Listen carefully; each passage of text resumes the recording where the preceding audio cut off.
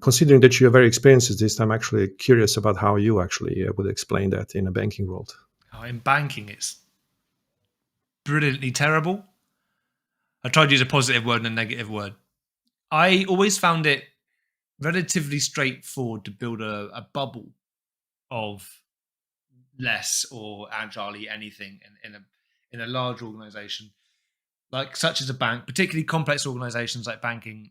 And I know that we had Ahmad on one of the earlier podcasts as well, and he's got a huge degree of experience working in banking. And I know that at least he shared the same opinion that me, that banks had so much money for so long, they didn't have to really care about how complex, first of all, the software architecture became, or the fact that their software quality was in the doldrums. It didn't matter. They could just chuck more money at it, decide to build another version of the same thing, which had, which was a bit quicker and had fewer bugs to begin with and less of a regression impact. And then that would get old and cumbersome, and they'd just keep pumping money into it.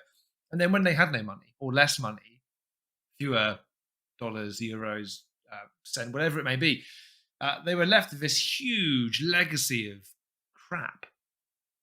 And I think that building a bubble to sort out some of bits of that legacy was always quite easy. Truly getting the business to change their mindset, or addressing some of the HR policies, was always much harder. I must say, at Royal Bank of Scotland, when I was there, because we were largely bailed out by the UK government and there was a huge desire to change, actually challenging some of those sacred things was much easier than, say, at Deutsche Bank.